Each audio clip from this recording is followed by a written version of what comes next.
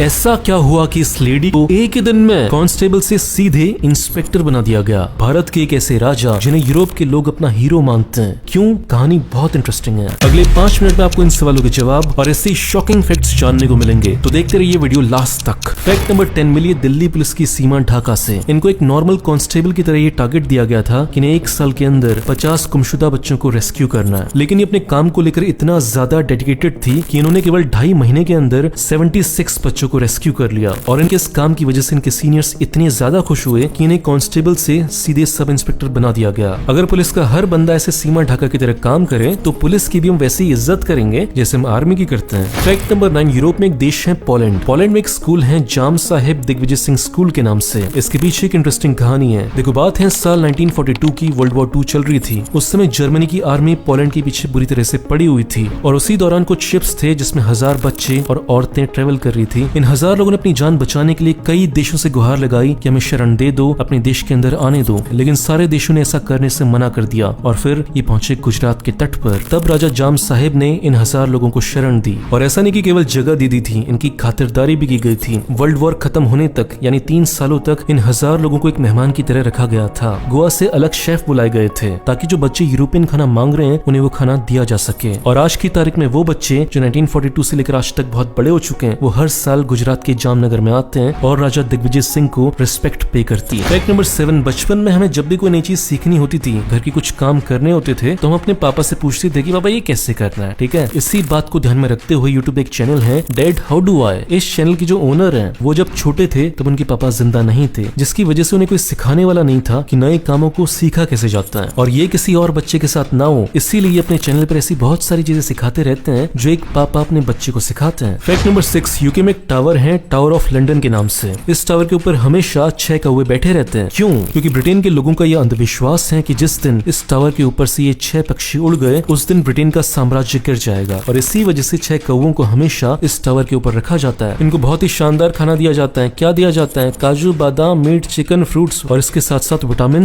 और सप्लीमेंट्स भी मिलते हैं। मैं क्या बोलता हूँ कि इतना दे ही रहो तो प्रोटीन के डब्बे भी खिलाई दो, इन्हें बॉडी बन जाएगी इनकी। नॉर्मल जो जंगलों में कौवे रहते हैं वो 10 से 15 साल तक जीते हैं, लेकिन ये कौवे 40 सालों तक जीते हैं। इतना खा रहे तो जिएंगे ही। फैक्ट नंबर 5, ये कहानी है टाइटैनिक की, जिससे आपको जीवन में बहुत कुछ सीखने को मिलेगा। देखो, जब टाइटैनिक जहाज डूब रहा था तो ऐसा नहीं कि टाइटैनिक के आसपास कोई शिप्स नहीं थे, शिप्स थे जो उन्हें बचा सकते थे, लेकिन हुआ कुछ ऐसा। देखो, टाइटैनिक के डूबते वक्त उसके आसपास 3 जहाज थे। पहला जहाज था सैमसन नाम का जो उससे केवल 11 किलोमीटर दूर था, लेकिन वो टाइटैनिक को बचाने के लिए नहीं आए क्योंकि वो लोग इलीगल काम कर रहे थे, चीजों की तस्करी कर रहे थे। उन्हें लगा कि अगर हम बचाने के लिए जाएंगे तो हम खुद ही फंस जाएंगे, इसलिए रहने दो, निकलो यहाँ से। दूसरा जहाज था कैलिफोर्नियन नाम का। ये टाइटैनिक से 22 किलोमीटर दूर था। इस जहाज के कैप्टन को ये पता चल चुका था कि टाइटैनिक डूब रहा है, हमें बचाने के लिए जाना चाहिए, लेकिन ये फिर भी नहीं गए। क्यों? क्योंकि इनका मानना था कि रात का समय है, हमारे आसपास बहुत सारे बर्फ के बड़े बड़े टुकड़े हैं, इसलिए जब सुबह हो जाएगी हम तब जाएंगे। बहुत बढ़िया। और फिर इसके बाद तीसरा जहाज था कार्पेथिया नाम का। ये जहाज टाइटैनिक से 90 किलोमीटर दूर था और ये टाइटैनिक से ऑपोजिट डायरेक्शन में जा रहा था, लेकिन फिर भी इस शिप के कैप्टन ने डिसाइड किया कि चाहे कुछ भी हो जाए हमें टाइटैनिक तक बहुत जल्दी पहुंचना है और बहुत स्पीड से पहुंचना है। और फिर ये बहुत स्पीड से शिप को चलाकर लाए और जल्दी से ये डूबते हुए टाइटैनिक तक पहुंचे और इसी शिप की वजह से टाइटैनिक के 705 लोगों की जानें बच पाई थी। ऐसी जिंदगी में भी 3 तरीके के लोग होते हैं। पहले वो जो केवल अपना देखते हैं, मैं खाऊंगा, मैं मस्त रहूंगा, दुनिया जाए भाड़ में। दूसरे वो लोग होते हैं जो सहूलियत के हिसाब से मदद करते हैं, जब सारी कंडीशन सही होंगी तब हम एक्शन लेंगे, नहीं तो हम एक्शन नहीं लेंगे। लेकिन तीसरे वो लोग होते हैं जो चाहे जितनी भी दिक्कतें हों, जितनी भी सामने ऑब्स्टेकल्स हो, वो अपने आप को पीछे रखकर दूसरों की मदद करते हैं। अब आपको डिसाइड करना है कि आप इन तीनों में से कौन से वाले इंसान बनना चाहते हो, कमेंट्स में बताना। फैक्ट नंबर 2, हमने बचपन में किताबों में पढ़ा हुआ था कि 3 तरीके के जानवर होते हैं। हर्बीवोरस जो केवल घास खाते हैं, कार्निवोरस जो केवल मीट खाते हैं, ओमनीवोरस जो दोनों खाते हैं, लेकिन एक चौथे तरीके के जानवर भी होते हैं और वो होते हैं प्लास्टिवोरस, वो जानवर जो केवल प्लास्टिक खाते हैं। अभी तक हमारी धरती पर ऐसी 50 स्पीसीज ढूंढी जा चुकी हैं जो प्लास्टिक को खाकर पचा सकती है और इसी में से एक है द ग्रेटर वैक्स मॉथ। और साइंटिस्ट इस पर स्टडी कर रहे हैं कि क्या ऐसा किया जा सकता है कि इस कीड़े का यूज करके प्लास्टिक को खत्म किया जा सके। और इसी स्टडी में साइंटिस्ट ने क्या किया कि 60 वैक्सवर्म्स को इकट्ठा किया और उसके सामने एक किताब के साइज का प्लास्टिक रख दिया और फिर जो रिजल्ट आया वो बहुत शानदार थे। इन 60 कीड़ों ने मिलकर 1 हफ्ते के अंदर उस पूरी प्लास्टिक की किताब को खा लिया था। फैक्ट नंबर 1, आपने बहुत बार सुना होगा कि जो इंडिया की फिल्म्स होती हैं वो हॉलीवुड से चोरी होती हैं, लेकिन आपको पता है कि एक बार ऐसा भी हो कि हॉलीवुड वालों ने बॉलीवुड वालों से चोरी किया। हम सब अपने बचपन में कोई मिल गया मूवी देखी है। ये बताया जाता है कि ये मूवी हॉलीवुड की साल 1982 की मूवी एक्स्ट्रा टेरिटल ईटी से इंस्पायर्ड थी, उसकी कॉपी थी। लेकिन अब आता है कहानी में ट्विस्ट। देखो बात है साल 1967 की। तब इंडिया के राइटर थे सत्यजीत रे। उन्होंने एक मूवी की स्क्रिप्ट लिखी थी जिसका नाम था द एलियन, और फिर इस स्क्रिप्ट को स्टीवन स्पीलबर्ग नाम के प्रोड्यूसर ने देखा। फिर ये डिसाइड हुआ कि सत्यजीत रे के साथ इस मूवी को बनाया जाएगा, लेकिन बहुत सारे कारणों की वजह से वो मूवी नहीं बन पाई। और फिर साल 1982 में स्टीवन स्पीलबर्ग ने वो मूवी बनाई ईटी के नाम से, और उस मूवी का पूरा क्रेडिट अपने नाम पर ले लिया। मतलब एक इंडियन बंदे से उन्होंने कहानी चुराई और एक मूवी बना दी, और हमको कोई क्रेडिट भी नहीं दिया। बहुत बढ़िया। ये किस्सा बहुत ही कम इंडियंस को पता है, इसलिए इस वीडियो को शेयर करो और ज्यादा से ज्यादा लोगों तक पहुंचाओ।